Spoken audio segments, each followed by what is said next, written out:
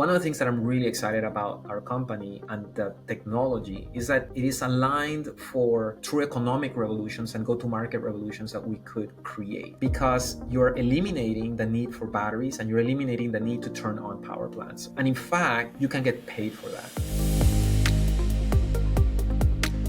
Well, when you think about like where you are, and like if you look over the next like 5 years, like what excites you about this? And I think it's a really interesting point. I mean, really timely that again we're talking about this, given the level of heat and the increase. I think there's just a lot more attention around this. But how do you think if you're looking your crystal ball, like how do you think about the next 5 to 10 years? We're planning on bringing these products to market first in the commercial building space. And the reason commercial building is because we feel that in that space we can do massive deployments of units, and every single units, because commercial building air conditioning consumes more power. They tend to be larger units and they run longer than a conventional unit, conventional residential unit. So per unit, we're going to be reducing greenhouse gases more than on a per unit in a residential space.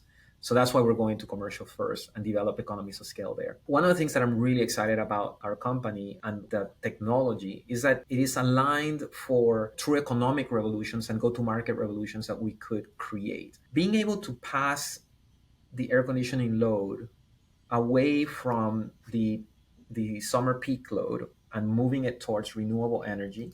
So taking it away from the peaking plants or from batteries makes it such that I am consuming the electricity that is the cheapest to produce by the utility. So the lowest cost of electricity comes from renewable energy at this moment, which is creating an explosion in renewable energy development, except for the fact that air conditioning is there requiring you to have batteries, right? So moving this load over to the renewable energy production point has enormous value to utilities and to the utility infrastructure side of things. And in fact, you can get paid for that because you're eliminating the need for batteries and you're eliminating the need to turn on power plants or build new power plants with these systems, giving an economic incentive to a player that is not the building owner, the utility side. On the building owner side, we have the opportunity to create air conditioning as a service. So one of the things that we see in particular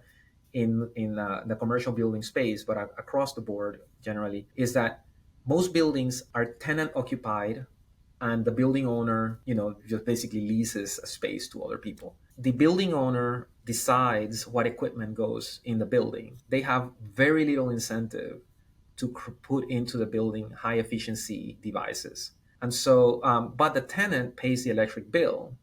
And so they have they would like to see that electric bill be decreased, but they do not decide directly what equipment goes into the building. There's a mismatch, a perverse incentive here for high efficiency between the two sides. And so we have the opportunity to solve that by bringing in air conditioning at zero upfront cost and without the need for it to be financed by the building owner, which is really important. Building owners don't want to have high capital expenditures that are financed as they, because it reduces the value of their building itself and also the financial value of the building for other transactions that they may want to do. We eliminate that problem for the building owner. We provide you with air conditioning at zero upfront cost to you.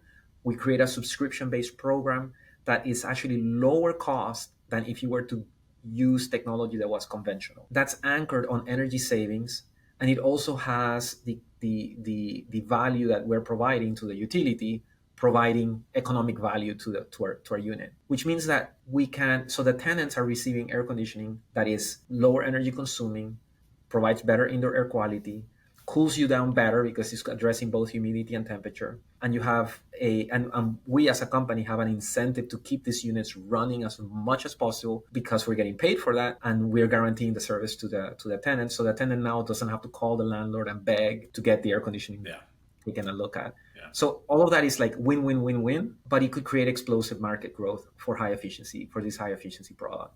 Yeah. And at a lower cost than what you're doing today. Why I'm excited about that is not just because of the amount of money that could generate, the economic value it can generate, but it also eliminates the barrier for financing from and access to advanced air conditioning technology to building owners and tenants that would typically not be able to engage in investing Yeah. in high efficiency It makes me technology. think of some of the early solar hurdles and how finally that became more economically viable. And now you've got solutions at residential where, if you have excess capacity, put it back in the grid. And, I do think in our lifetime, there's so many important things that we need to get after around sustainability, but electricity is the one. It's the number one on every dimension. Number We got one. to figure out more ways to harness the sun.